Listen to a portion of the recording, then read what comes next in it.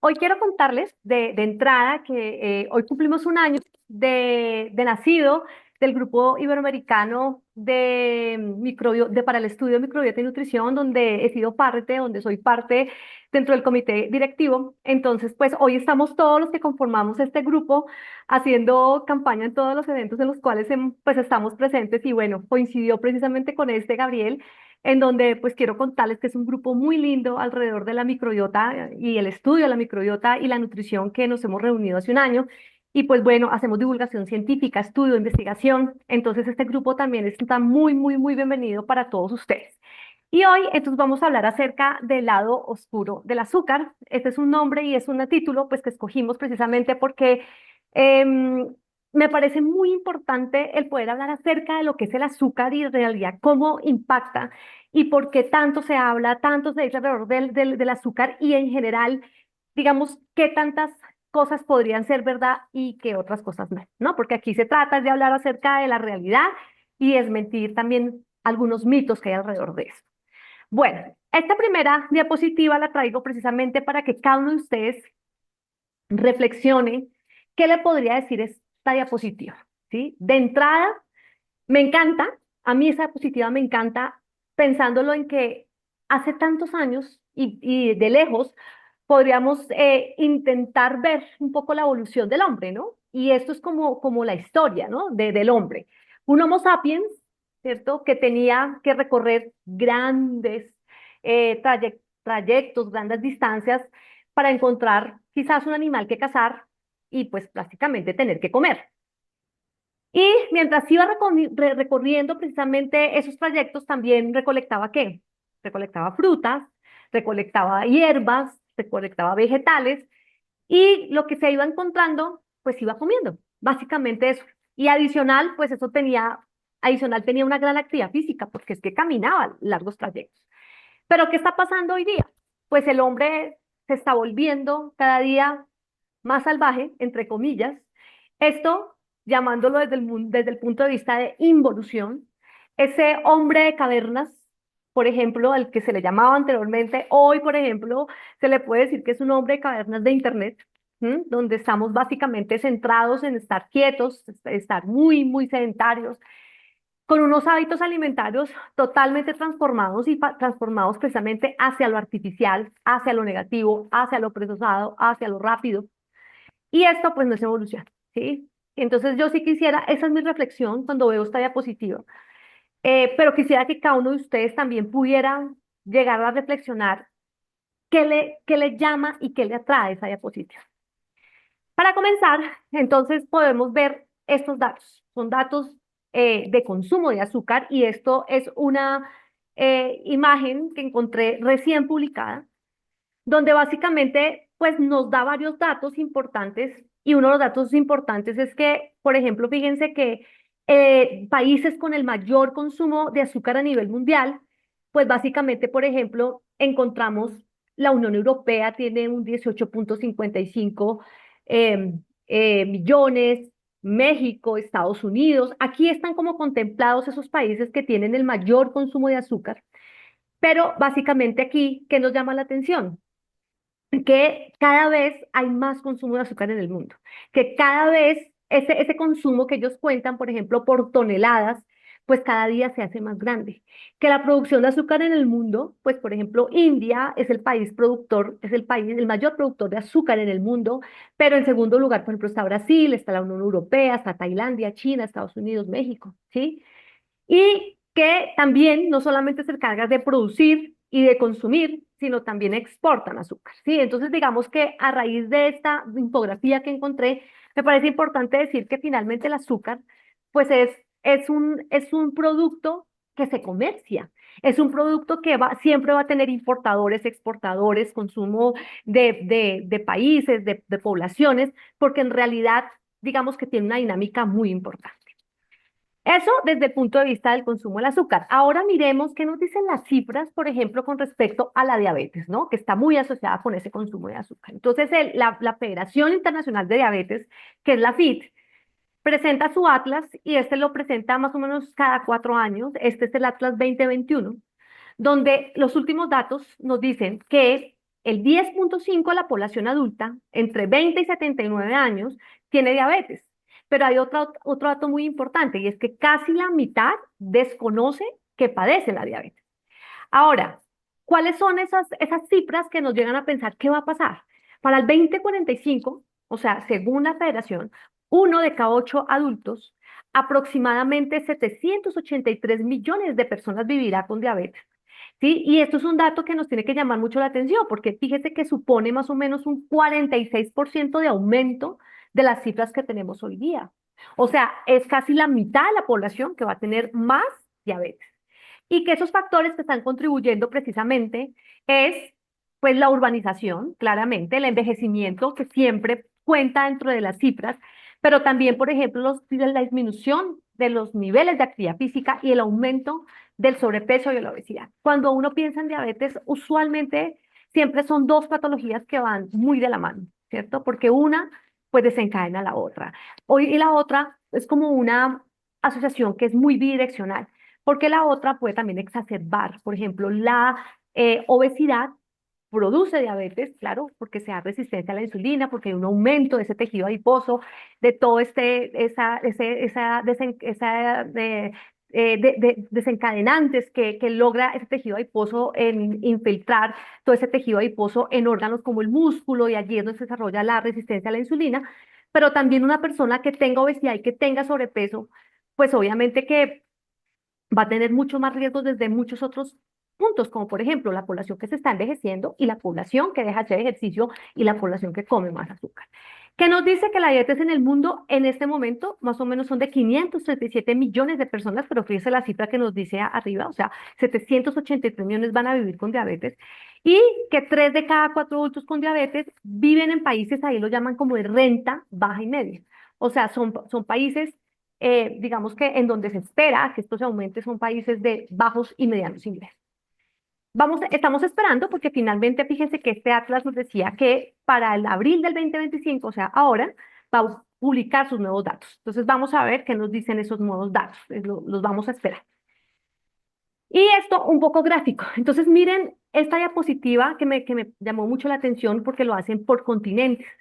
Entonces está claramente todo lo que es Latinoamérica, África, Europa, y cada continente, si ustedes se dan cuenta, ninguno de ellos se salva de aumentar y de incrementar el riesgo de diabetes, ¿sí? Y lo hacen, fíjense, desde el año 2021, después la proyección que se tiene para el año 2030 y la proyección que se tiene para el año 2045. O sea, esto, cuando hablamos de una pandemia, creo que esto también es lo que se acerca a este término, ¿sí? Estamos viviendo realmente una pandemia relacionada con las enfermedades crónicas, con las enfermedades metabólicas y la diabetes, pues no es la excepción, no se salva. Y esto es nuestra realidad.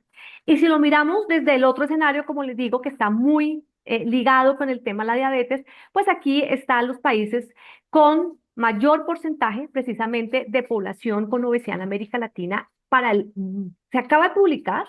¿Sí? Y este es del 2024, el reporte del 2024. Entonces, fíjense, México en el cuarto lugar, Argentina, digamos de los países Chile, Argentina, El Salvador, Brasil, Costa Rica, Venezuela, Uruguay, Guyana, no está Perú, ¿sí? Y eso está muy bien, porque fíjense que no está, en todo caso, ni siquiera dentro del top 10.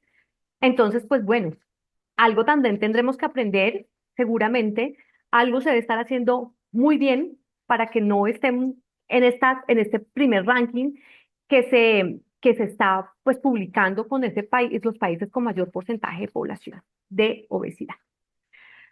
Y esto entonces también uno dice, ok, entonces hay una epidemia, hay una pandemia, hay un aumento, hay un incremento en la población que sufre obesidad, que sufre diabetes. Entonces, ¿qué están haciendo los países, no? Y ahí es donde entonces nos ponemos a pensar un poco, pues digamos, qué es lo que tiene que intervenir en realidad en esta situación que está sucediendo. Y pues son básicamente políticas de salud pública. Y creo que todos conocemos la ley del etiquetado. Y la ley del etiquetado, básicamente, pues esto es lo que nos mostraron en 2019 que había unos países que sí estaba realmente tenía una existencia de ese impuesto, por ejemplo, para bebidas azucaradas, ¿sí? En este orden de ideas, por ejemplo, en Perú, que existía para el año 2019, por ejemplo, Colombia no lo tenía, México sí lo tenía ya, ¿sí? Y esto digamos que es algo de lo cual eh, creo que cada país se ha encargado de que sea una realidad en cada uno de sus países. O sea, ¿qué hacemos? O le ponemos impuestos a las bebidas azucaradas, o jugamos con las etiquetas, o vamos a los colegios, o quitamos los refrigerios de los colegios, cambiamos todos esos esquemas. ¿Qué es lo que está sucediendo, no? Entonces, digamos que cada país tiene su propia implementación de esas políticas de salud pública. Y esto es básicamente lo que la información actualizada al año 2023 con respecto al etiquetado frontal en América Latina y el Caribe. Entonces, aquí, por ejemplo, Colombia, que no lo tenía y que en el 2023 por fin logró por lo menos esos sellos de advertencias. Por ejemplo, México también tiene sus tres sellos de advertencias. Venezuela, Argentina, Uruguay. Eh, por ejemplo, Ecuador tiene semáforos de categorización de esos alimentos con azucarados, con grasas y con calorías. Entonces, creo que cada país, esto me llama mucho la atención porque finalmente está haciendo su propio esfuerzo y cada política pues va a depender de lo que finalmente esas leyes pues acojan, ¿no? Para esto. En todo caso, sí es importante entender pues de que estamos frente a esta situación y que es una realidad.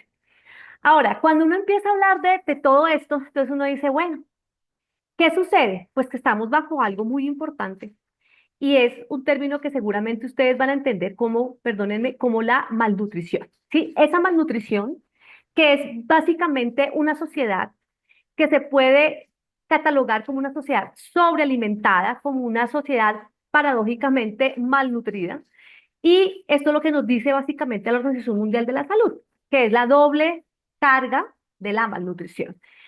Tan perjudicial es el exceso de calorías, claramente, pero también es muy perjudicial el déficit de ciertos nutrientes. Y son nutrientes que seguramente siempre los vamos a encontrar como esos nutrientes que son críticos, por ejemplo, en casos de los niños, que son precisamente los que ese déficit de nutrientes van a causarles bajo peso, retraso del crecimiento, carencia de vitaminas y minerales, y el exceso de esos nutrientes en la población también va a ser lo que va a causar sobrepeso o obesidad.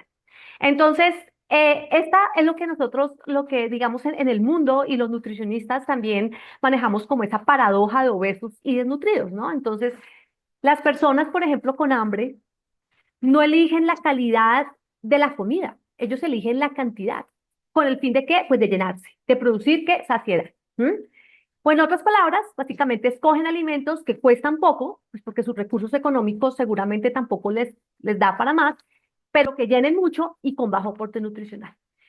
Lo que sí es cierto, cuando uno ve esta paradoja y esta doble carga de malnutrición, es que la salud básicamente está condicionada por la alimentación, ¿sí? Digamos que cuando hablamos de diabetes, por ejemplo, cuando hablamos de enfermedades cardiovasculares, pues está muy relacionado no solamente con la enfermedad como tal, sino que muchas de esas enfermedades, por ejemplo, pueden llegar a desencadenar otras. Por ejemplo, la obesidad puede desencadenar la diabetes, pero la obesidad también puede desencadenar, por ejemplo, un cáncer.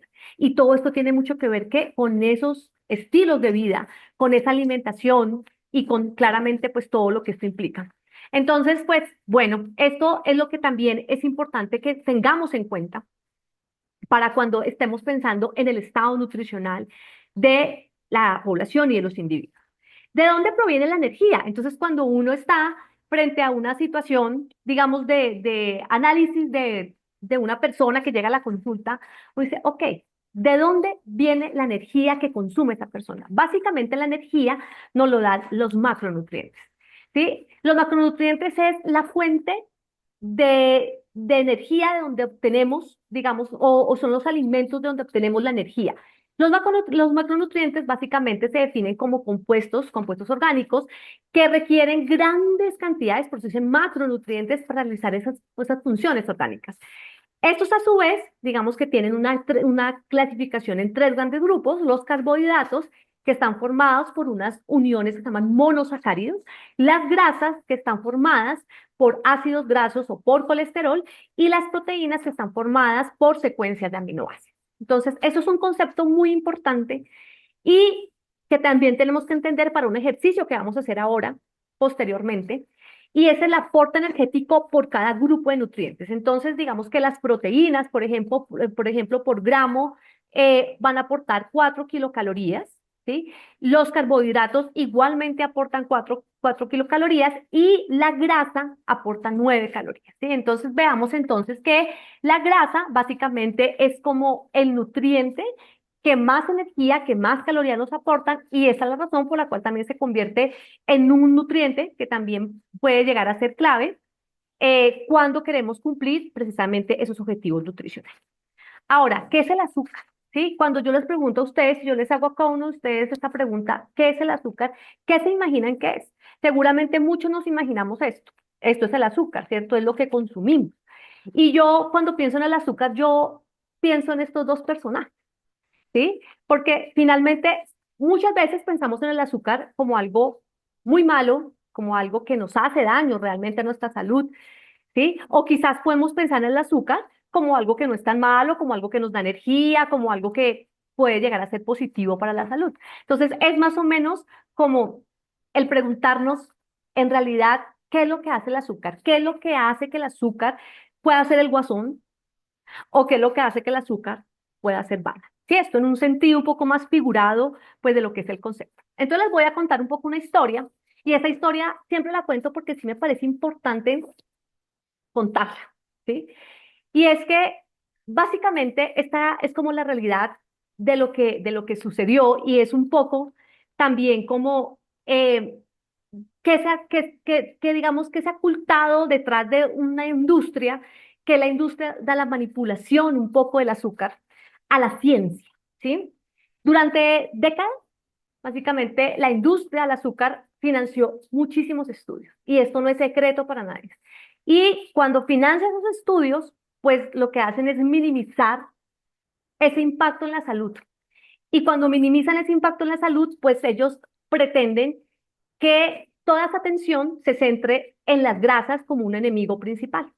Entonces, por ejemplo, según el New York Times y unos estudios que fueron publicados en la época en el JAMA International Medicine, esas investigaciones patrocinadas lo que hacían era promover la grasa como el verdadero culpable de las enfermedades coronarias, mientras que, por ejemplo, estudios independientes que se hacían, no de las grandes industrias y las grandes empresas, pues eran básicamente silenciados o eran desacreditados. ¿Sí? ¿Todo esto para qué? Pues para ocultar realmente qué era lo que pasaba con el azúcar. Y esto era lo que pasaba. Entonces, digamos que mientras todo esto, digamos que la industria del azúcar seguía promoviéndose y la industria de las grasas seguía desacreditándose, pues los stands de comida, ¿sí? Literalmente como lo dice esa foto, pues estaban llenos de todo este tema de marketing, ¿cierto? De frases de marketing como que decía, bajo en grasas, no grasas, libre de grasas, para básicamente como atraer un poco también a los clientes, para que, digamos, con esos beneficios para la salud, pues no consumieran grasas y consumieran pues más azúcares. Sin embargo, que se observaba simultáneamente. Entonces, esto sucedía y mientras tanto, las tasas de obesidad habían seguido aumentando desde básicamente que se dieron esas primeras introducciones de recomendaciones bajas en grasas, ¿no? Entonces, si nos ponemos a ver un poco y basados en lo que hablamos al comienzo de esta conferencia, esto ha seguido sucediendo, ¿sí? Y es que las tasas de obesidad y las tasas de diabetes han seguido aumentando. Y esto, entonces, en el 2018, seguramente muchos de ustedes que están acá pudieron leer este estudio, que fue un estudio publicado por la revista The Lancet, que pues, digamos, tiene un rigor científico bien importante.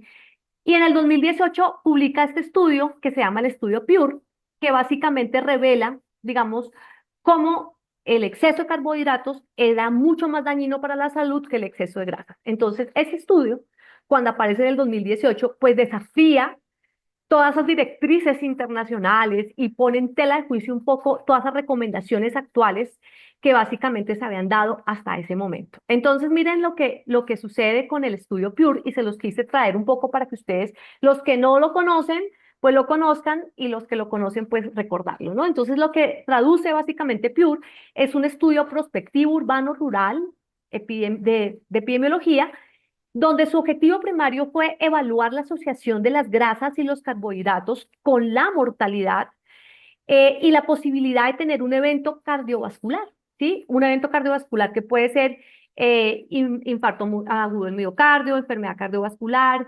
insuficiencia cardíaca.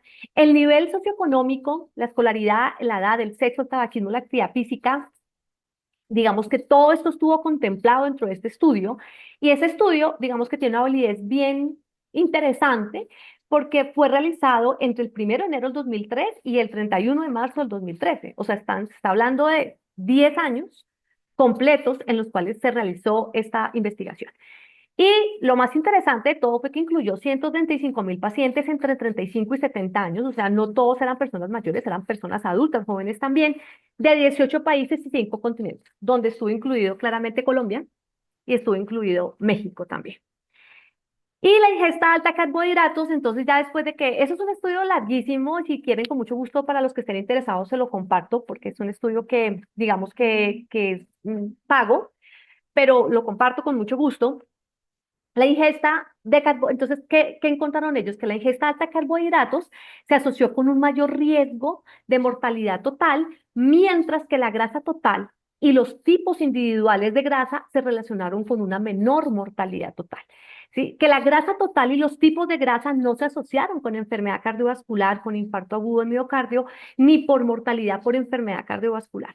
Y que finalmente la gran conclusión, un poco apoyándose en lo que se hablaba anteriormente, es que las directrices dietéticas globales deberían ser reconsideradas a la luz de estos hallazgos. Entonces, digamos que por eso también vemos como, por ejemplo, patrones de alimentación como la dieta cetogénica en los últimos años, de alguna manera ha tomado tanta fuerza y tanto rigor desde la evidencia porque digamos que sí se ha encontrado que en la medida en que podamos un poco reencauzar y digamos, redirigir un poco ese consumo de carbohidratos versus el consumo de grasas, etcétera, creo que las oportunidades en cuanto a el tratamiento y los efectos terapéuticos en muchas enfermedades se está viendo de una manera muy positiva. Eso sería tema de otra conferencia, al hablar aquí de dieta cetogénica y bueno, de otras, digamos, patrones de alimentación, pero sí es muy importante entender que este estudio, digamos que de alguna manera sí llegó. Yo recuerdo cuando estaba en el 2018, en ese momento estaba con un grupo de estudio en la Fundación Santa Fe Bogotá, que es una de las personas que están en Colombia, pues saben que la fundación es una de las, digamos, de los centros académicos más importantes en Colombia. Precisamente con un grupo que estábamos en ese momento de geriatras y de internistas, decidimos cómo leerlo, estudiarlo, y bueno, encontramos cosas bastante interesantes también a partir de esto, ¿no? Obviamente todo esto tiene que ser también de alguna manera analizado con mucha cautela, con muchas, digamos, discreción también por algunos conceptos, pero es importante y me parece importante también el entender que todo esto también puede ir cambiando y que la nutrición pues es una ciencia dinámica, ¿no? Que cambia todo el tiempo. Bueno, hablemos un poco de los carbohidratos, digamos que dentro de todos sus macronutrientes sí es importante para nuestra actividad de hoy, nuestro objetivo de hoy, hablar de los carbohidratos. Entonces, vamos a ver en detalle cómo, digamos que los carbohidratos son la fuente de energía más abundante, pero también más económica de nuestra dieta. Aquí hay algunos alimentos, como ustedes se dan cuenta, que tienen, digamos, una muy buena fuente, digamos, que son una muy buena fuente de carbohidratos. Y también tenemos una gran variedad. Entonces, por un lado, por ejemplo, tenemos todo lo que son los cereales, por otro lado tenemos las frutas y por otro lado, pues obviamente no podemos eximir de este grupo el consumo de los azúcares simples. Entonces, digamos que cuando hablamos de esos carbohidratos, podemos hablar de un todo alrededor de estos alimentos. Pero aquí es importante entender que hay una clasificación, ¿sí? Y que los carbohidratos se dividen en monosacáridos, que son básicamente los que tienen un solo carbohidrato o para que entendamos un solo azúcar. Y los monosacáridos básicamente son la fructosa, la glucosa y la galactosa. Y los disacáridos, que son la unión de dos azúcares. Aquí tenemos, por ejemplo, la sacarosa, que es la unión entre la fructosa y la glucosa, la lactosa, que son la glucosa y la galactosa, la maltosa, que son dos moléculas de glucosa, la isomaltosa, que es la isomaltulosa, que es la glucosa más la fructosa. Entonces, digamos que aquí son los disacáridos. Los monosacáridos básicamente son la glucosa, la fructosa y la galactosa. Y también tenemos los llamados carbohidratos, digamos, complejos, que son cadenas largas de glucosa. Y ellos se caracterizan por tener una lenta digestión, una lenta absorción. Ellos son usualmente de origen origen natural, que por ejemplo el almidón se produce por una hidrólisis o por un rompimiento de esas moléculas, como es el caso, por ejemplo, de las maltodextrinas. Entonces, estos conceptos, digamos que es importante que los entendamos porque cuando hablamos, por ejemplo, de un carbohidrato, por ejemplo, como un monosacárido, pues es muy diferente hablar, por ejemplo, de un polisacárido y las funciones, ya se van a dar cuenta ahora cuando hablemos de la fibra, pues son totalmente diferentes, ¿sí? Entonces es importante que como conceptos básicos lo entendamos. Ahora, digamos que los seres humanos tenemos básicamente dos formas de almacenar energía. Entonces, ¿qué sucede? El cuerpo descompone la mayoría de los carbohidratos en los alimentos que comemos y los convierte en un tipo de azúcar que es llamado glucosa. La glucosa es la fuente principal de combustible para nuestras células. Entonces, cuando el cuerpo no necesita usar la glucosa para generar energía, la almacena en el hígado, la almacena en los músculos y esta forma almacenada de glucosa se compone de varias moléculas entre sí y esto se llama el glucógeno, ¿sí? Cuando el cuerpo entonces necesita una inyección rápida de energía o cuando no puede obtener energía suficiente de la glucosa de los alimentos, entonces se descompone el glucógeno para liberar glucosa a la sangre o al torrente sanguíneo y servir de combustible para las células. Por otro lado, también podemos almacenar energía en forma de grasa, que pues claramente se verá evidenciado en ese exceso de tejido adiposo que podemos tener. Y esta, digamos que es una reserva de grasa metabólicamente activa que funciona todo el tiempo. Especialmente, por ejemplo, el tejido adiposo que es visceral, que puede afectar muchos órganos, como por ejemplo el hígado, como por ejemplo el corazón, como por ejemplo el pulmón, lo que implica esto un mayor riesgo para enfermedades inflamatorias, metabólicas, alérgicas, alteraciones en la cicatrización y otras muchas situaciones. Entonces, digamos que el cuerpo almacena energía siempre de maneras diferentes y no podemos decir que el tejido adiposo sea malo. O sea, el tejido adiposo es un órgano metabólicamente activo que todos tenemos, pero cuando ese exceso de adiposidad sobrepasa, digamos, nuestros niveles máximos, es cuando empezamos a tener todos esos problemas metabólicos. Pero tampoco quiero que se queden con la idea que es que el tejido adiposo es malo. No, lo necesitamos y cumple muchísimas funciones. Pero, pues, desafortunadamente, a partir de ese exceso, es que se puede llegar a originar, por ejemplo, lo que les decía anteriormente, enfermedades como, por ejemplo, la resistencia a la insulina. Y aquí, básicamente, entonces uno se puede dar cuenta, seguramente esa es una imagen que ustedes han visto por ahí en sus redes sociales o en una que otra conferencia, donde, por ejemplo, dos personas de la misma edad, de la misma estatura y del mismo sexo podrían tener dos composiciones corporales diferentes, ¿no? Entonces, ustedes, cada uno de ustedes, ¿qué análisis podría hacer de cada una de ellas?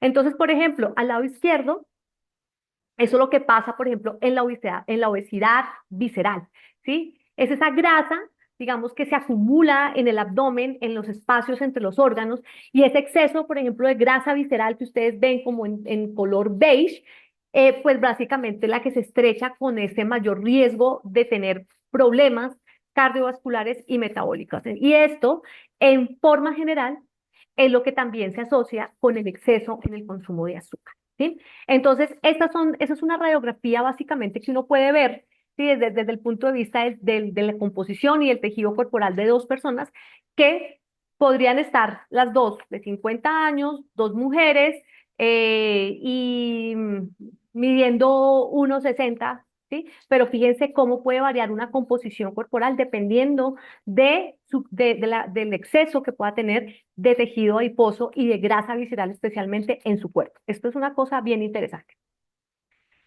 Entonces, vamos a empezar a hablar de algo que para mí significa casi una misión de vida, y es hablar acerca de esos azúcares añadidos, ¿sí? Entonces, ¿cómo nos afectan esos azúcares añadidos? Los azúcares añadidos nos afectan de muchas maneras, ¿sí? nos afectan a nivel, por ejemplo, de incrementar el riesgo de sufrir diabetes, síndrome metabólico, hígado graso, hipertensión, sobrepeso, obesidad, enfermedad cardiovascular, caries en los niños, migraña. ¿Sí? Todo esto está relacionado con el exceso de azúcar. Entonces, ¿recuerdan esa primera imagen que les presenté acerca de que les preguntaba a ustedes, el azúcar qué es guasón o es Batman? ¿Sí? Entonces, pues yo creería que vamos un poco como elaborando esa historia alrededor de este personaje que sabemos que no es tan bueno, ¿no? Entonces, ¿qué sucede? Yo les pregunto a ustedes, a sus pacientes, a las personas que viven con ustedes, ¿cuántas porciones de frutas y vegetales consumimos al día? Usualmente lo que uno se da cuenta es que todo esto que les acabo de mencionar, ese exceso de azúcares añadidos, es inversamente proporcional al consumo de frutas y vegetales. Entre más azúcares añadidos consumamos, menos porciones de frutas y vegetales consumimos. Y eso es una realidad. Y mira lo que nos dice la OMS. Esto es una screenshot, o sea, hice una captura de pantalla exactamente de la página de la Organización Mundial de la Salud, donde nos dice o donde nos hace como un llamado a qué, a reducir el consumo de azúcares. Y finalmente nos lo dice, digamos, en todo lo que es bebidas azucaradas y, digamos, todas las consecuencias para la salud, porque sabemos que todos los mono y disacáridos pues claramente son las que nos van a llevar a que todas esas enfermedades cardiovasculares y metabólicas aparezcan. Entonces, es muy importante entender que no solamente la OMS, esto lo trae solamente por ponerles un ejemplo, muchas asociaciones y muchas sociedades en el mundo se han unido en pro de esto y de alguna manera sí se han pronunciado a decir, bueno, ¿qué vamos a hacer? O sea, ¿cuáles son las recomendaciones que finalmente tenemos que darle a nuestros profesionales de la salud para poder disminuir todas estas cifras que estamos pasando de obesidad y diabetes? Entonces, ¿qué nos dicen? La ingesta de azúcares totales no debe superar el 10% del valor calórico total o incluso debe ser menor del 5%. Cada vez que yo, y esta diapositiva le puse pues esta imagen, porque cada vez que yo presentaba esto, seguramente hay muchas personas que no están muy familiarizadas con esto, ¿sí? O sea, ¿qué es el 10% del valor calórico total? ¿Qué es el 5% del valor calórico total? Entonces se quedan como pensando y dicen, ¿y cómo hago eso? Hagamos un pequeño ejercicio. Me parece que todo esto también hay que llevarlo a la realidad. Vamos a pensar que una persona en promedio requiere 2.000 calorías al día. Eso es lo que usualmente, digamos, requiere. Vamos a ponerlo lo más bajo. El 5% de 2.000 calorías es 100 kilocalorías. Entonces uno dice, ok, entonces necesita, de lo que nos dice, por ejemplo, la OMS, el 5% necesita 100 kilocalorías, pero pues hasta ahí, pues no nos dice nada, porque eso debería ser traducido en gramos de azúcar. O sea, es saber cómo llevo esas 100 kilocalorías a gramos de azúcar. Entonces, recuerdan lo que les dije al principio, un gramo de carbohidrato tiene 4 kilocalorías. Entonces lo que vamos a hacer es una regla de 3. ¿Cuántos gramos de carbohidrato tiene 100 kilocalorías? Entonces dividimos 100 entre 4 y la respuesta es 25. O sea que esa persona que consume 2.000 kilocalorías podría consumir 25 gramos de azúcar al día, ¿sí? Entonces ya se queda uno con una cifra un poco más aterrizada y uno dice, bueno, son 25 gramos. Ahora, ¿cómo puedo saber cuánto puedo yo consumir al día? Miren, esto es algo supremamente fácil. Simplemente les puse 4 ejemplos, pero podría colocarles muchísimos más. Y es que, por ejemplo, un solo refresco del tamaño más pequeño, que son 225 mililitros, tiene 25 gramos de azúcar. O sea, si usted se toma un refresco, lo que decimos en Colombia una gaseosa, por ejemplo, podemos tener 25 gramos de azúcar, 12 gramos de azúcar para un jugo de caja, 16 gramos para un yogur, ¿sí? O pues un poquito más, por ejemplo, cuando tomamos esas bebidas malteadas que podría llegar a ser 26. O sea, con cualquiera de estas bebidas, casi cubrimos la recomendación del día. Para una persona que consume 2.000 calorías, que es pues harto, ¿sí? O sea, una persona que no tendría, por ejemplo, necesidad de hacer restricción energética, pero por ejemplo, personas que necesitan menos calorías al día, pues seguramente estos valores también van a disminuir. Entonces, esto es un primer ejercicio que quiero que cada uno de ustedes haga. O sea, al día nos tomamos un refresco y nos comemos un heladito y nos comemos una chocolatina, un dulce, o le adicionamos azúcar al jugo. Bueno, en fin, muchas situaciones que hacen que más o menos la cantidad de azúcar dicen en las sociedades occidentalizadas como las que nosotros vivimos, más o menos sobrepase de 3 a 4 veces la recomendación. O sea, lo que estamos consumiendo al día, más o menos puede llegar a ser hasta 200 gramos de carbohidratos al día. Eso es lo que más o menos se calcula. Ahora, hablamos de la fructosa y para mí sí es muy importante hablar de este tema porque vamos a hablar de la fructosa desde los dos escenarios. La fructosa, recuerdan, es un monosacárido, ¿cierto? Es un azúcar simple y la palabra fructosa deriva del latín fructos, porque significa fruta. Por eso, digamos que la mayor fuente de fructosa la conseguimos ¿en dónde? En las frutas, ¿sí? Pero también existe una fructosa que es una fructosa añadida, ¿sí? Que es todo eso que ustedes ven ahí. O sea, cada vez que uno va a un supermercado y encuentra todo esto, más otros productos que les voy a enseñar ahora más adelante, adicional a esto, por ejemplo, estas endulzantes de fructosa, de los que normalmente antes se utilizaban, por ejemplo, para los diabéticos, si no sé si ustedes ya hoy está un poco, ya se ha disminuido mucho ese consumo y se ha desestimulado un poco el consumo de esta fructosa precisamente por todos los efectos adversos que se han encontrado y la miel también. Pero básicamente es importante que de esta diapositiva podamos entender que hay una fructosa, que es una fructosa natural, que proviene de la fruta, y hay una fructosa que es una fructosa añadida. Entonces, cuando hablamos de fructosa, tenemos que saber de qué tipo de fructosa estamos hablando. ¿Mm? Y les voy a contar un poco qué es lo que sucedió con la fructosa. Entonces, hace muchos años, la fructosa se usaba, digamos, o se usaba como endulzante la sacarosa.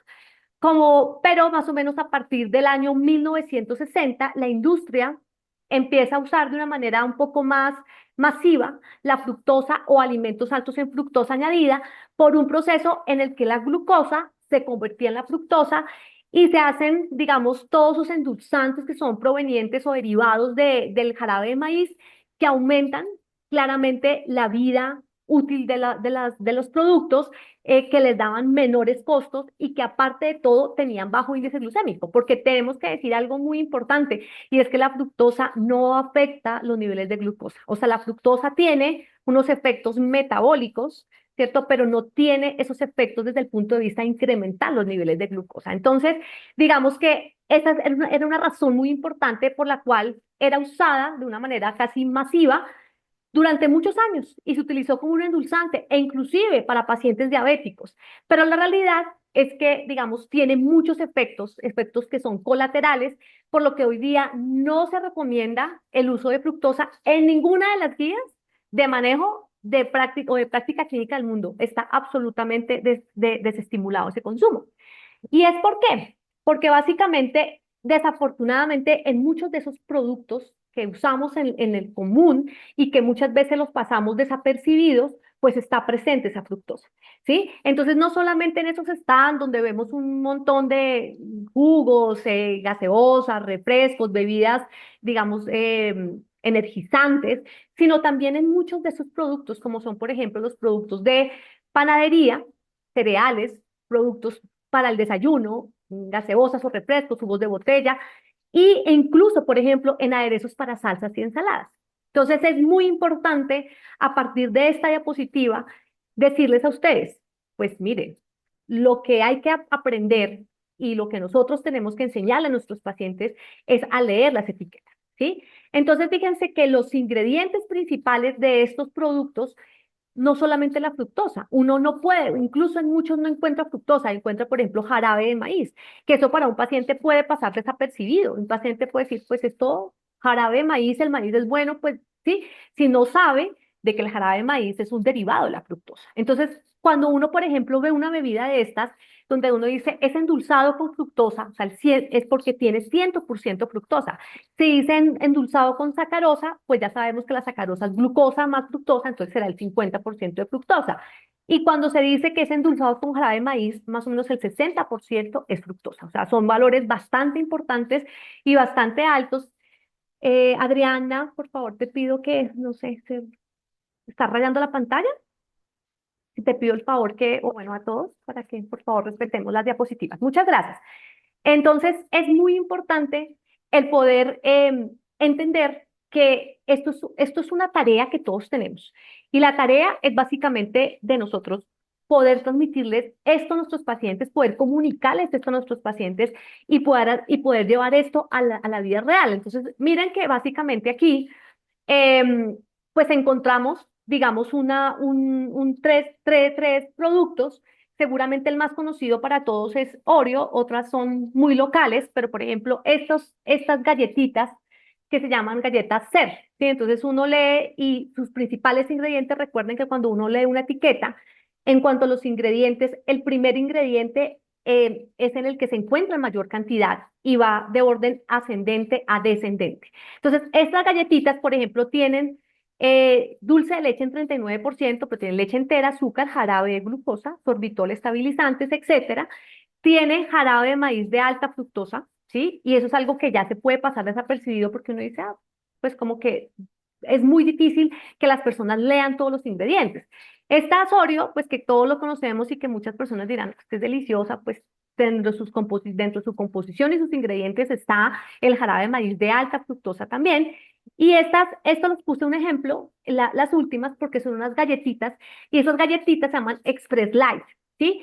Y resulta que estas galletitas dicen el 78% reducidas en grasas saturadas, no tienen colesterol y tienen omega 9, ¿sí? Entonces, uno puede pensar, o cualquier persona dice, ay, pues buenísimas. Y resulta que durante los ingredientes, pues tiene harina de trigo, aceite de girasol alto oleico, almidón de trigo, jarabe de maíz alta en fructosa, y pues obviamente que pueda que sea reducido en grasas saturadas, pero tiene un alto aporte de jarabe de maíz alta en fructosa. Entonces, una tarea grandísima, grandísima en la lectura de etiquetas con nuestros pacientes y pues nosotros mismos también, porque a veces lo pasamos desapercibido. Y dentro de las etiquetas nutricionales, entonces fíjense que aquí uno se va a encontrar básicamente desde estos dos escenarios también. Entonces, digamos que hay una reglamentación y un etiquetado nutricional que juega en cada país, pero sí es importante, por ejemplo, entender que cuando estamos hablando de productos libres de azúcar, quiere decir de que cada porción aporta menos de 0,5 gramos de azúcar. ¿Sí? Un alimento light, por ejemplo, significa que el alimento se ha reducido en calorías o se ha reducido, por ejemplo, en sodio. Entonces, ¿esto qué quiere decir? Que un producto light sí puede contener azúcares, ¿sí? Y eso es muy importante. O sea, el light no significa que no tenga azúcares. Entonces, son dos términos con los cuales tenemos que también aprender a familiarizarnos y entender, pues, de que esto es lo que sucede. Ahora, fructosa. ¿Por qué esa fructosa es la que nos va a hacer ese daño cardiovascular? Entonces, esto es un gráfico que me encanta porque nos permite entender de una manera fácil qué es lo que sucede. Resulta que usted come mucha fructosa, ¿sí? Es lo que usted encuentra en la entrada de este gráfico, fructosa. Entonces, usted consume mucha fructosa, esa fructosa entra sin freno a la célula y eso se llama una fructólisis. Y dentro de la célula se sintetiza un precursor para las grasas que se llama acetil-CoA. Todo ese proceso de síntesis de grasas a partir de ese acetil-CoA se llama lipogénesis de nuevo. Lipo es grasa, génesis es nueva. Y a través de un proceso que es la elongación, se obtienen esos ácidos grasos de unas cadenas pequeñas y elongación, que significa que se unen otras cadenas para hacer unos ácidos grasos que son más largos. Y estos tipos de grasa producen un aumento del tipo de colesterol que se llama el colesterol VLDL, que se sintetiza en el hígado, y claramente también grasa visceral, grasa intrahepática y resistencia a la insulina. Entonces, por eso es por cómo está el proceso por el cual, porque uno a veces no entendería por qué consumiendo tanta fructosa voy a tener, por ejemplo, hígado graso. ¿Sí? Y eso es una patología que uno encuentra muy frecuentemente. Los pacientes a uno llegan y le dicen, doctora, es que salí con el hígado graso, pero yo no como grasa. ¿Sí? Y resulta que cuando uno hace la anamnesis alimentaria, entonces, ¿qué se da cuenta uno? Pues que comen un montón de fructosa. ¿Sí? Que se toman su refresco todos los días, que comen azúcares añadidos todos los días, etcétera. Y esa es la razón por la cual, por ejemplo, se puede dar un diagnóstico tan frecuente ahora en niños, porque cada vez los niños tienen más hígado graso, y es a partir del exceso de fructosa. Entonces aquí veámoslo, miren, este es un gráfico, ay, perdónenme, este es un gráfico mucho más, digamos, académico, si podemos decirlo de alguna manera. Entonces, como por ejemplo, el efecto de esa fructosa definitivamente está relacionado con muchos órganos. el jarabe de maíz alta en fructosa, el azúcar de mesa, las fuentes, digamos, de exceso de fructosa, que tienen numerosos efectos en el cerebro, en el hígado, en el sistema vascular, en el riñón y en los adipocitos. Y todo esto nos va a dar como consecuencia, pues, lo que nosotros denominamos como el síndrome metabólico, que claramente pues va a llevar también a que haya un mayor riesgo que esas personas tengan o sufran de diabetes mellitus tipo 2. Entonces, esto tenemos que grabárnoslo y tenemos que entender que la fructosa hoy día hace parte de todos nuestros stands de supermercados, que cada vez que uno llega a los supermercados uno va a estar de alguna manera como fogueado por todo este exceso de fructosa, pero que también tenemos que recurrir cada día más a lo natural y eso ahorita lo vamos a ver. Bueno, entonces, y miren, ¿qué dicen estas asociaciones? Recuerdan que les dije, ¿qué dicen las guías de práctica clínica? ¿Qué dicen las grandes asociaciones en el mundo? Entonces, básicamente, esto es un resumen que nos dicen, pues que los azúcares tienen mayor riesgo que las grasas, que la OMS definitivamente sí nos recomienda reducir los azúcares libres y que esos azúcares libres, digamos que los que sí se recomiendan son aquellos que son los monosacáridos, digamos, presentes naturalmente en los alimentos, ¿sí? Y es muy importante que estas recomendaciones sean también extrapoladas, por ejemplo, a los niños, a las mujeres embarazadas. En algún momento en este curso que estamos haciendo en Microbiota y Emociones les explicaba un poco con respecto a la importancia que hoy día es el poder hacer esa programación materno-fetal de alguna manera y es a nuestra consulta nos llega esa mujer que les dice, doctores, o sea, quiero quedar embarazada. Y resulta que es una mujer que pesa 90 kilos, es una mujer que tiene un montón de exceso de grasa, que tiene una prediabetes, pues que lo primero que hay que hacer, pues lo primero que se debe es empezar a hacer modificación en los estilos de vida, porque ya se sabe que claramente, por ejemplo, esa microbiota que modula a esa mujer embarazada va a ser esa misma microbiota que va a estar presente en ese bebé y en ese niño, ¿sí? Que van a nacer. Entonces, ese niño ya va a nacer con esa microbiota que proviene de la mamá y de ahí en adelante, pues claramente va a tener todo por lo menos un riesgo mucho mayor de tener una cantidad también de enfermedades metabólicas y cardiovasculares. Entonces, es muy importante también que estas direcciones y todo lo que nos dicen las grandes asociaciones, pues vaya direccionado también a los niños. Miren, esto básicamente es el resumen. ¿Qué dice la Asociación Americana del Corazón? ¿Qué dice la Asociación de Diabetes, Americana de Diabetes, la Organización Mundial de la Salud? Todos están en concordancia con respecto a que definitivamente sí hay que limitar ese consumo de azúcares. Pero también en cuanto a la fructosa, perdónenme, aquí este cuadrito me quedó. Entonces, ¿qué nos dice? No exceder el 10% del valor calórico total, ¿sí? E incluso, por ejemplo, nos dicen que algunas que hay que evitarlo, que la fructosa añadida hay que evitarla totalmente, por ejemplo, eso nos dice Ada. Entonces, de ese ejemplo que hicimos de las 2000 calorías, hagamos el ejemplo, o sea, el 10% de 2000 son 200. 200 dividido 4, ¿sí? Haciendo la regla de 3, el aporte máximo de fructosa debería ser de 50 gramos. Y entonces aquí viene algo que yo le decía a Gabriel, yo quiero un poco hablar de esto y es porque existe muchos mitos y existen muchos miedos con respecto a lo que son o a lo que es la fructosa de las frutas. Entonces, se sucede que la pregunta es si son las frutas malas, ¿sí? Si la fructosa y el azúcar de las frutas es mala. Y eso es algo que siempre, y aquí veo algunas colegas mías nutricionistas, con lo que los pacientes llegan siempre a nuestra consulta, ¿cierto? No puedo comer azúcar, entonces no puedo comer frutas. Miren, lo primero que hay que entender es que hay diferentes concentraciones de fructosa según la fruta. Entonces, este es un cuadro muy bonito en el cual se muestra, por ejemplo, el aporte de fructosa de diferentes frutas. Las porciones son muy difíciles de sobrepasar. Por ejemplo, miremos las frutas que menos fructosa tienen. Aquí, por ejemplo, hablan de la ciruela, el durazno y el melón, donde el aporte de fructosa por cada 100 gramos de fruta, por cada 100 gramos de fruta es de 1,5 gramos. Entonces se necesitarían más o menos 30 porciones de ciruela, de durazno o de melón para poder sobrepasar esas recomendaciones, ¿sí?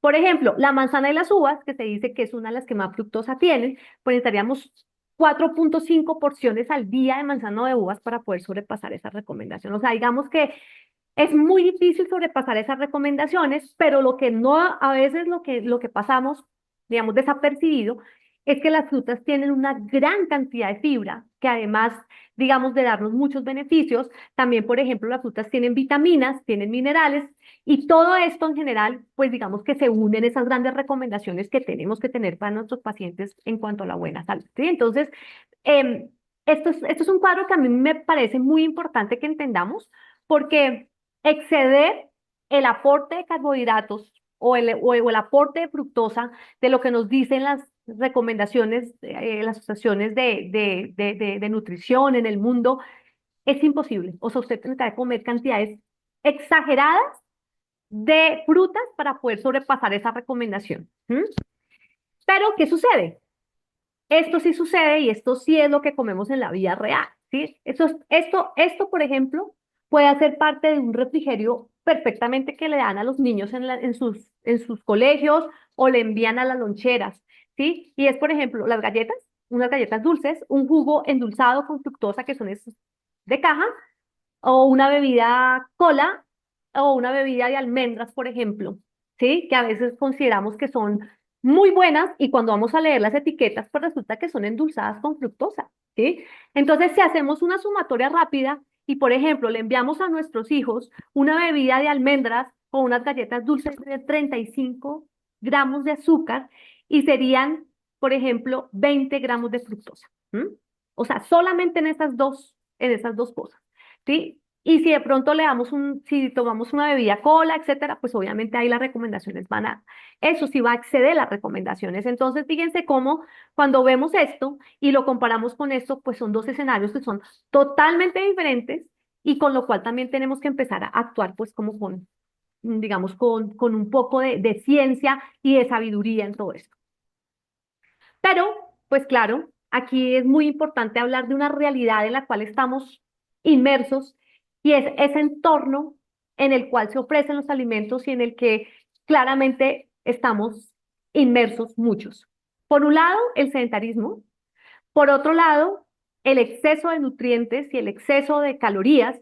Y por otro lado, pues el ambiente obesogénico, ¿no? En el que estamos inmersos. Esas son tres situaciones. Entonces, fíjense que cuando hablamos de ambiente obesogénico, este fue un término que fue acuñado en el año de 1999. O sea, esto no es un término nuevo, que hoy día hemos estado hablando mucho más de él por muchas situaciones, pero digamos que eso es un término que se acuñó por el profesor Boy Seymour, que trabajaba en la Universidad de Auckland en Nueva Zelanda, y él decía, mire, el ambiente obesogénico es la suma de influencias que el entorno, las oportunidades o las condiciones de vida tienen en el fomento de la obesidad en individuos o en poblaciones.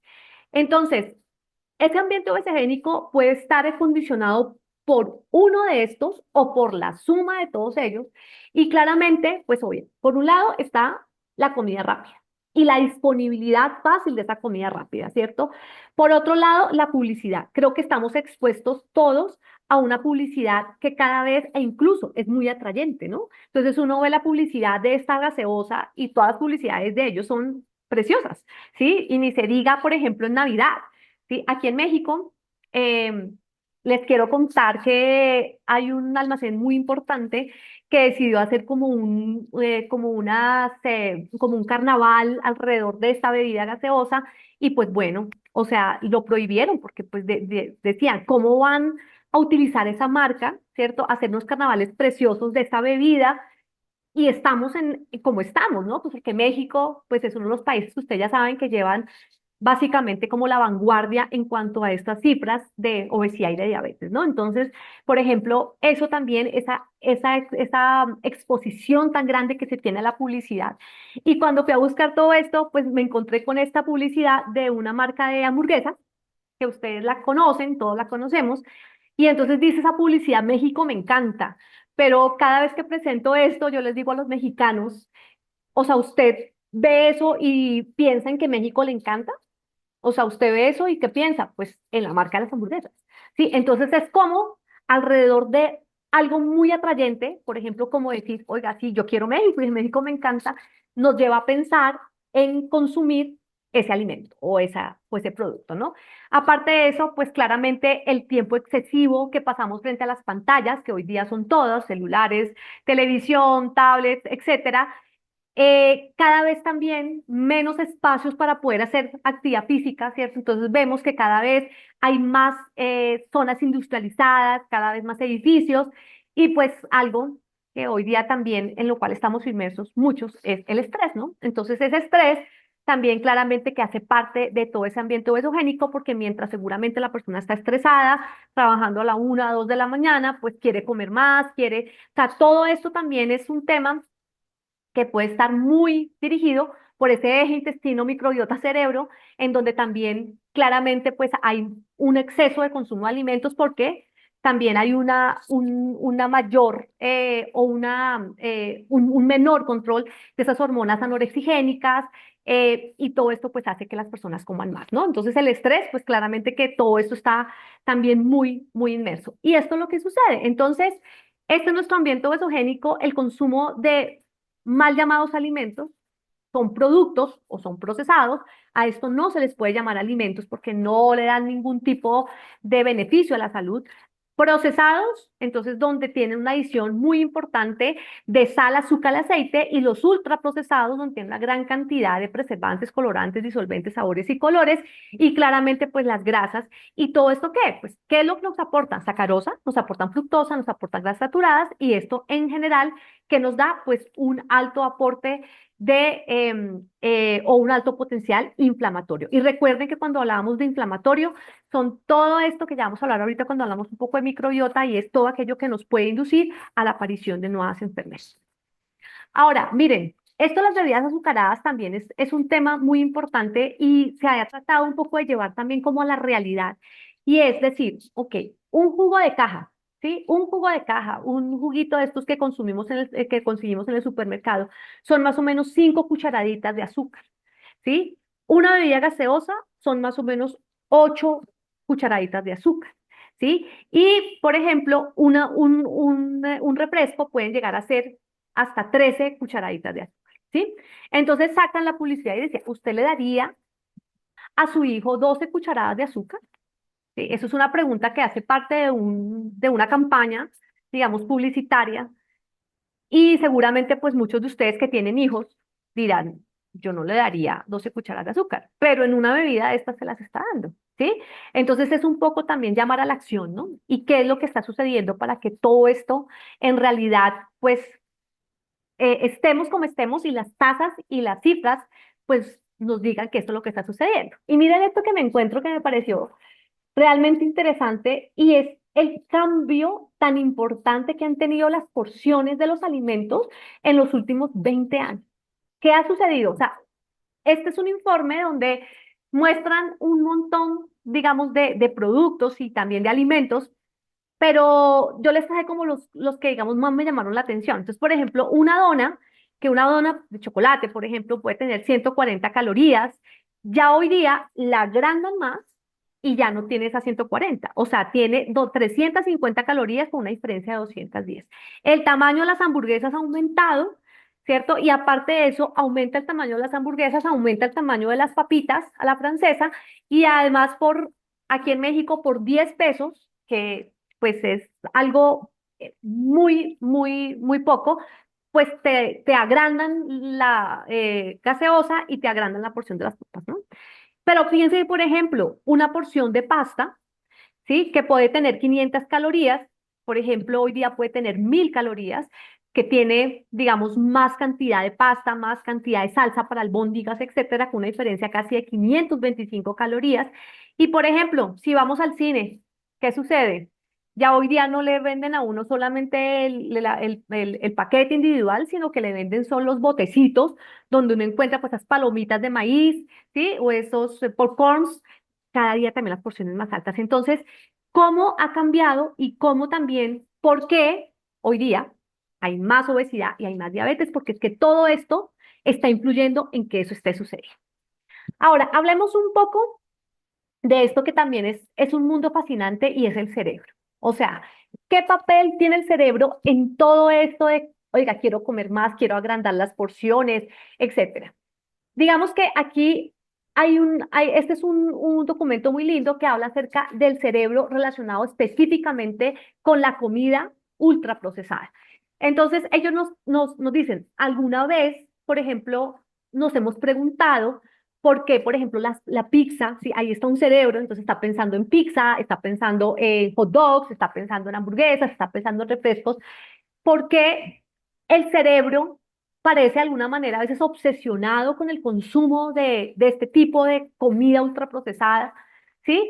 Entonces, aquí básicamente lo dan desde tres escenarios. Primero, el cerebro que busca, digamos, está siempre en busca de recompensa. Entonces, el sistema de recompensa del cerebro siempre está muy activo, ¿sí? Y esos productos ultraprocesados y la comida rápida, que es lo que se llama el fast food, estimulan algo, que es la liberación de dopamina, ¿sí? Y esto que genera, genera una sensación de placer, una sensación de bienestar. O sea, yo me como un pedazo de pizza, me como una hamburguesa y eso genera una sensación de bienestar y de placer, ¿sí?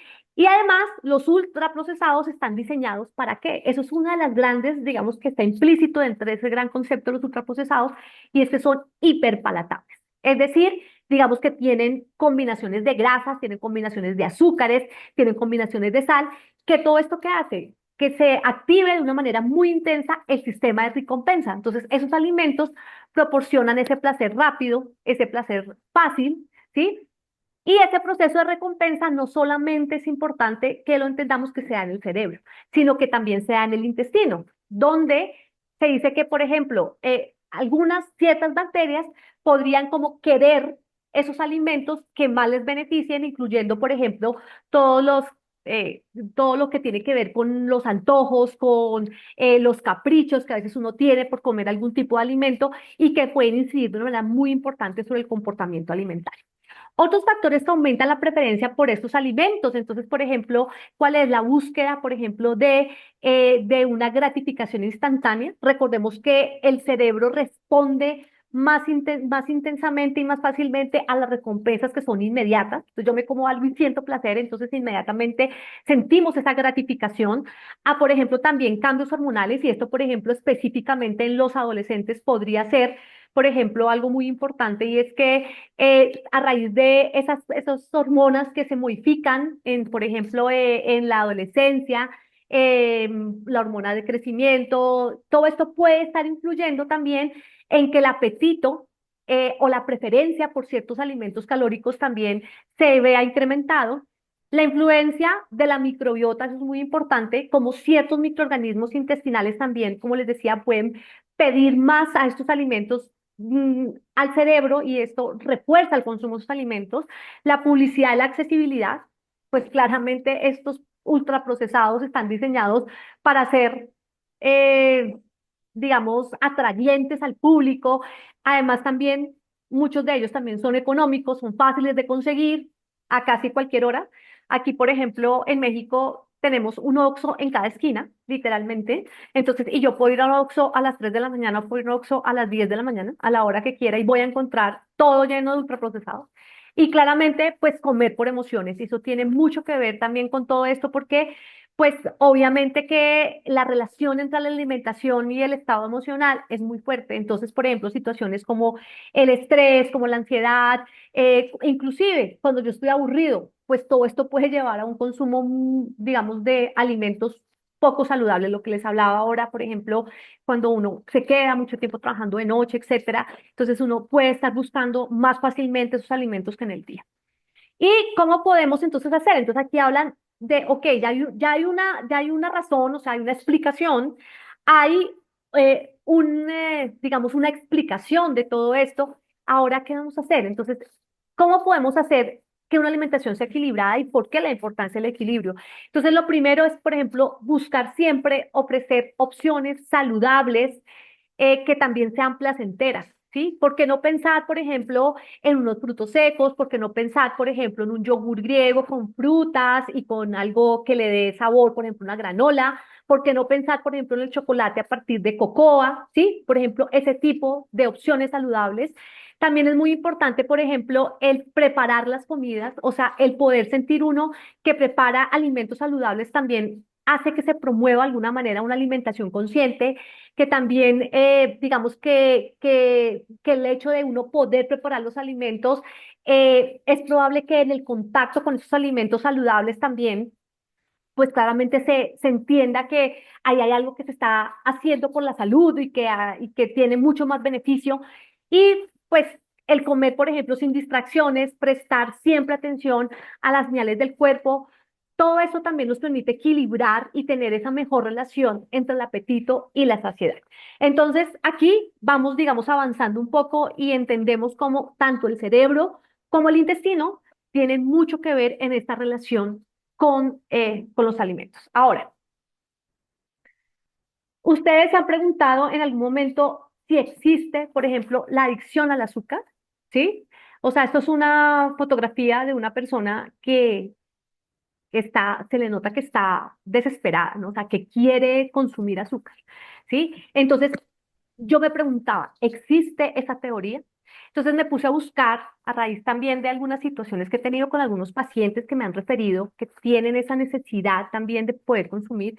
Y claro que sí, digamos que encuentro esto tan interesante y es que sí existe esa teoría de adicción al azúcar y que esa teoría de adicción al azúcar puede desencadenar unas respuestas que son respuestas neurobiológicas que son muy parecidas o son muy similares a, por ejemplo, adicciones como por ejemplo sustancias como la nicotina o como la cocaína.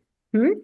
Entonces, aunque es un concepto que de alguna manera ha ganado algo como de popularidad a través de los años, pues la evidencia en humanos todavía sigue siendo, digamos, todavía está en un momento muy emergente, pero cada día sí existen más respaldo y más consensos científicos acerca de que el azúcar, pues sí es definitivamente una sustancia adictiva y que hay algunos criterios, algunos mecanismos que son propuestos detrás de esta cirugía. Entonces, digamos que el primer mecanismo es lo que se llama una activación del sistema de recompensa cerebral. Entonces, el azúcar básicamente estimula lo que les decía anteriormente, la liberación de dopamina en el núcleo de accumbens, ¿sí? Que básicamente es un área que está muy relacionada con la recompensa y con el placer.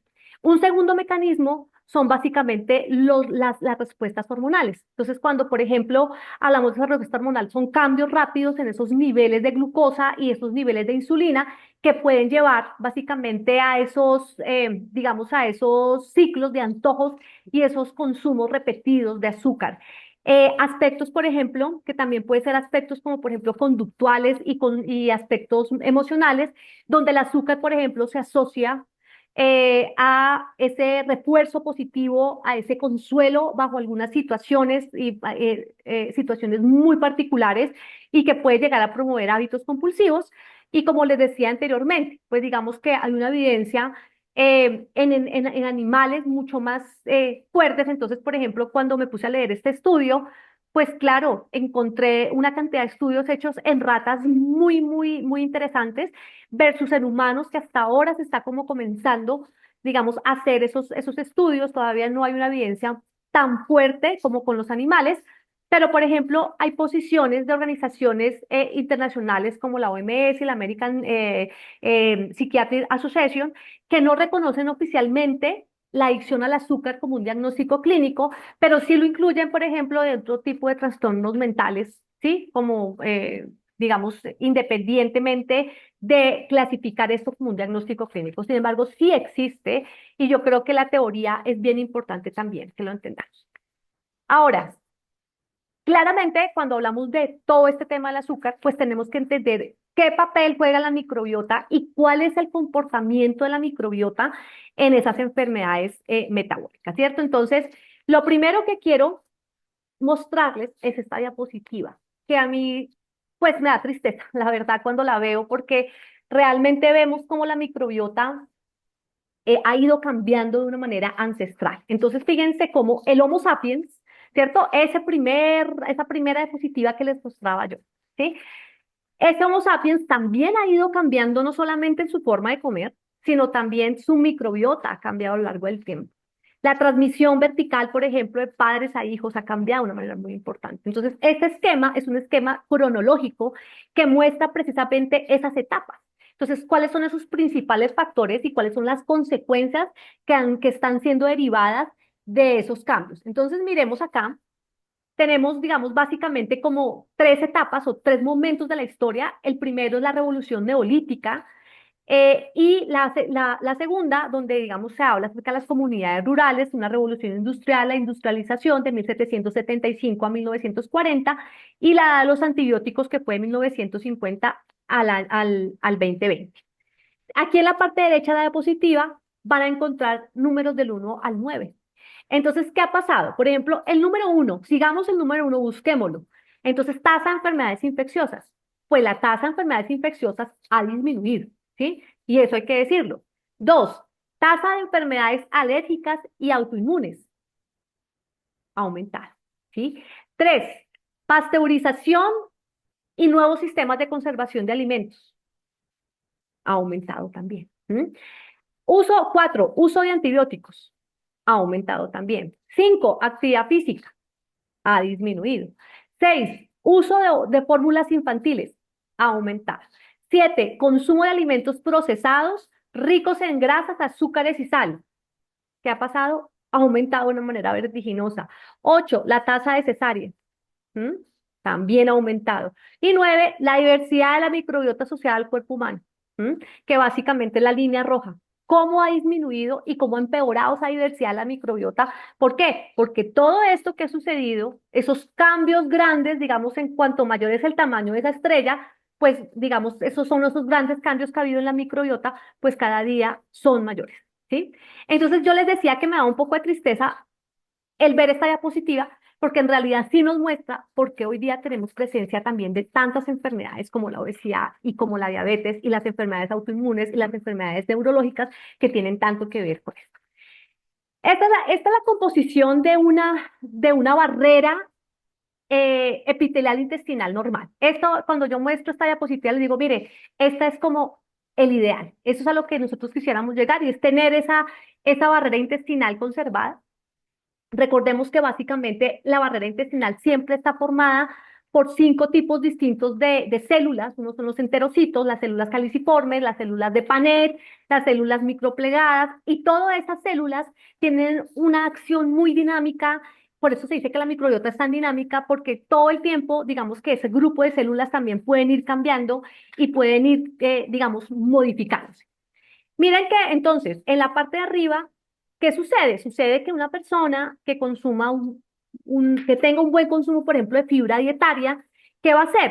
Pues va a hacer que esa fibra dietaria se transforme y produzca esos ácidos grasos de cadena corta. Cuando hablamos de esos ácidos grasos de cadena corta, pues claramente pues, hablamos que son esas sustancias que son producidas a través de la fermentación de fibras vegetales, y esto produce, digamos, una cantidad de efectos a partir del propionato, el acetato, el butirato, y participan en la actividad fisiológica de muchas células, en la regulación del apetito, en la respuesta a la insulina, en disminuir todos esos procesos inflamatorios. Entonces, entre más ácidos grasos de cadena corta tengamos, pues claramente que esto se va a reflejar en una disminución, por ejemplo, de la patogénesis de muchas enfermedades metabólicas, cardiovasculares y oncológicas. ¿Mm? Entonces, cada una de estas que ustedes ven ahí tienen funciones supremamente importantes. Por ejemplo, los péptidos antimicrobianos, que es lo que se denomina acá como los AMPs, ¿sí? Básicamente, ¿ellos qué hacen? Ellos producen básicamente todos esos microorganismos que pueden de alguna manera ser bactericidas. O sea, ellos producen todas estas células que son antimicrobianas. Por ejemplo, las células dendríticas, ¿qué hacen? Esta parte azul clarita, ¿sí? Que ustedes ven ahí en la positiva, es la capa del moco. Y esa capa de moco es la primera capa de línea de defensa que tiene nuestra barrera intestinal. Entonces, por ejemplo, esas células dendríticas forman ese moco, o sea, hacen que ese moco, esa mucina también la pueden denominar así, digamos, sea mucho más consistente y previene el paso de todos esos microorganismos patógenos. Por ejemplo, también tenemos todas las células de Panet, que ustedes las ven ahí que son como rosaditas. Esas células de Panet se encuentran en el intestino delgado, se encuentran también en el intestino grueso en menor cantidad, pero tiene una función muy importante y es también secretar esas células antimicrobianas, ¿sí? Y todo esto, digamos que en conjunto, podemos hablar de las placas de Peyert, por ejemplo, que son las que están en el fondo, que son esos sitios de inducción de células plasmáticas positivas para la inmunoglobulina A, y que lo que hace es que básicamente participe en la inmunidad de las mucosas y regule las respuestas inflamatorias del cuerpo. Entonces, todo lo que ustedes ven acá es lo que en realidad nosotros esperaríamos en tener como una composición de una barrera epitelial normal. Pero esto es lo que básicamente está sucediendo, ¿sí? Y entonces tenemos una microbiota sana, ¿cierto? Que está en el lado izquierdo de esta diapositiva. Entonces, ¿qué vemos en esta diapositiva? Unas bacterias que aportan nutrientes, que aportan energía al huésped, que producen, que hacen todo este proceso de fermentación de esos componentes, ¿cierto? Y que permiten, pues digamos, el mantenimiento de un balance entre el metabolismo del huésped y el sistema inmunológico. Entonces, esto digamos que es una microbiota sana. Ahora, ¿qué sucede en el lado derecho de la diapositiva? Que resulta que hay muchos factores desde el punto de vista genético, desde el punto de vista del medio ambiente. Son factores que se llaman factores desencadenantes de una microbiota que es patológica o una microbiota disbiótica, que lo que hace es que altera toda la composición de la microbiota, trae consigo pues consecuencias muy negativas porque pueden básicamente traer procesos de inflamación y procesos de enfermedades bien importantes. Entonces, esa disbiosis es capaz de producir daño en esa permeabilidad intestinal y esto que hace favorecer la tralocación bacteriana. Entonces ahí vemos cómo se rompen esas uniones estrechas y acá, perdónenme, me voy a volver un poquito porque se me olvidó contarles algo muy importante y es que esas cremalleritas, que es como eso que tenemos en amarillo, ¿sí? Esas son cremalleras, son lo que se llaman uniones estrechas y esto, digamos que es también lo que impide el paso de esas sustancias microbianas y esas bacterias patógenas, ¿no? Y resulta que aquí, cuando hablamos de esa disbiosis, hacen esa traslocación, o sea, rompen esas uniones estrechas, rompen esas cremalleras, y básicamente todo esto da paso a qué? Da un paso, o sea, los lipopolisacáridos, que son los LPS, que son endotoxinas, que son metabolitos, pasan del origen a la circulación y esto se denomina un leaky gut o un intestino con fugas. ¿Y esto a qué lleva? Lleva a una inflamación crónica de bajo grado que es considerada como patológica y que hoy día se considera como una de las grandes teorías por las cuales también tenemos, digamos, una potencial causa de diabetes y de obesidad. Entonces, esta, digamos que es una de las grandes explicaciones y creo que es una manera bien importante de explicarlo. Ahora, si lo queremos ver desde los dos escenarios, y desde el escenario de la diabetes, el escenario de la obesidad y el escenario del síndrome metabólico, pues en ese orden de ideas vemos esta diapositiva donde hay varias situaciones que pueden dar lugar a esos cambios tan importantes en la microbiota intestinal. Entonces vemos aquí en el centro, dice hiperglucemia y dieta rica en grasas, ¿sí?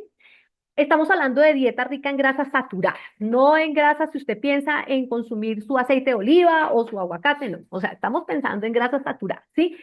Todo esto, digamos, esta hiperglucemia de esas dietas ricas en grasas saturadas, digamos que podrían o resultan en una activación de un complejo que es un complejo que se llama el complejo inflamosoma, ¿sí? Este complejo inflamosoma es un complejo que activa de una manera muy fuerte la respuesta inflamatoria, pero además aumenta la activación de todos los macrófagos a través del aumento de la activación de los receptores, que son los receptores tipo TOL, que son los TLR, que también lo que hacen es estimular muchas respuestas inflamatorias.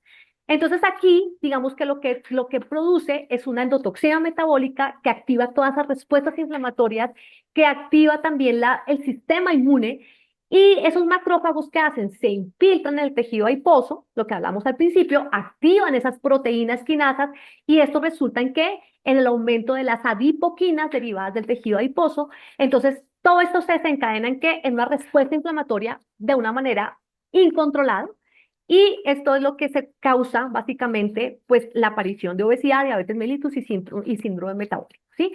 Entonces aquí, digamos, juega un papel también muy importante la microbiota intestinal porque claramente todo esto va a hacer a que haya una respuesta inflamatoria bien importante que active todos estos factores que hacen que se produzcan esas enfermedades, ¿sí? Y miren, todo esto viene de qué? Súper. Básicamente de lo que comemos. Básicamente aquí es muy importante en que todo depende básicamente de nuestra alimentación. O sea que en la medida en que nuestra alimentación esté condicionada por este tipo de situaciones como lo vemos acá, ¿qué vamos a qué va a suceder? Que haya más permeabilidad intestinal, que haya una disminución de esa producción de esos ácidos grasos y que haya más respuestas alrededor de eso. ¿Qué hay que hacer? Pues hay que ver esto desde el punto de vista positivo. Esto se modula no solamente con la alimentación, se modula con situaciones como el sueño, se modula con situaciones como el ejercicio, se modula en situaciones como, por ejemplo, una buena hidratación, ¿sí? Y yo sigo creyendo firmemente en que hay un plato saludable y que ese plato saludable tiene que tener todos los alimentos que componen pues, la naturaleza, las carnes, los vegetales, las frutas. Acá nos hablan un poco acerca, por ejemplo, de las porciones, pero también la actividad física tiene que estar muy importante. Estos carbohidratos hay que siempre considerarlos dentro de la alimentación, son carbohidratos positivos, es alimentación positiva, o sea, esto también tenemos que incorporarlo aquí porque hemos satanizado muchos de esos alimentos y claramente que pues acá viene un tema muy lindo que son los prebióticos. Entonces, ¿cómo incorporamos eso dentro de nuestra alimentación? A través de pectinas, fructanos, almidones resistentes, mucílagos y betaglucanos, ¿sí? Que hacen parte de esa gran clasificación de los prebióticos, que son carbohidratos y son carbohidratos saludables, que claramente van a ayudar también a que nuestra microbiota se alimente. Hay que incluir la fibra, sí, fibra soluble y fibra fermentable, como por ejemplo la avena, el salvado de cebada, los frijoles, las pectinas, el plátano, el ajo, la cebolla, que hacen parte de esa fibra soluble que es la que produce esos ácidos grasos de cadena corta. Y aquí, un poco para que ustedes se fijen, las porciones de la fibra, ¿cierto? Hablábamos un poco acerca de lo importante que es consumir fibra y llevar esa fibra a la realidad. Entonces, por ejemplo, aquí solamente es una lista mini de lo que se debería consumir. Los alimentos son prácticos, fáciles de encontrar y se pueden incorporar dentro de la alimentación diaria y cumplir siempre las recomendaciones de fibra que nos están dadas según, por ejemplo, el grupo de edad. ¿Sí? Hay una teoría que dice que consumimos menos del 10% de fibra que es recomendada para la población. Entonces, y también no quiero pasar por aquí sin hablar de esto que es muy importante, son los polifenoles. Los polifenoles son prebióticos, ellos también nos ayudan a modular y a tener respuestas inflamatorias mucho menos, o respuestas antiinflamatorias, digamos, que nos sirve también para poder modular esa microbiota. ¿Cuál es la dieta adecuada para la microbiota? No la hay, no hay una dieta que uno diga, esta es la dieta perfecta, la dieta adecuada. Cada una de ellas tiene sus pros y sus contras, pero claramente las guías internacionales sí nos dicen las dietas occidentales no. Quizá las dietas cetogénicas por el exceso, por ejemplo, también muchas veces que hay o de grasas o un déficit en el consumo de fibra, se tendría que ver, por ejemplo, qué se hace en un momento en el cual sea recomendada esa dieta cetogénica en cuanto a la microbiota, pero digamos que cada una de ellas tiene sus pros y tiene sus contras, ¿no? Mire lo que hacen los ultraprocesados, claramente rompen esa barrera epitelial, nos causan más permeabilidad intestinal y nos causan más disbiosis. Y ojo con esos entornos obesogénicos en los cuales estamos todos inmersos. Esto, por favor, tómenle fotito y cada uno de ustedes en su casa analice esta diapositiva. ¿Sí? ¿En qué entorno obesogénico podemos estar viviendo cada uno y cómo podemos evitar o controlar ese entorno obesogénico? Podría ser más fácil de lo que se piensa. Tómenle fotico a esta diapositiva. Esa es una recomendación muy linda. Es una tabla que se hace en la UNAM, que es la Universidad Nacional Autónoma de México, donde nos habla cómo poder llevar todo esto a la práctica. Frutas, verduras, granos, alimentos ricos en grasas, pescados ricos en ácidos grasos omega 3. Miren, evitar al máximo el consumo de productos ultraprocesados, comer más fermentados, beber más agua. Entonces, digamos que esta es una recomendación que ya para el cierre, pues digamos que es importante. Eres lo que comes, eso nos decían en el año 1850. Hoy día me quedo con esto y es que eres lo que comes, pero también eres las bacterias que te colonizan. Entonces, muchísimas gracias.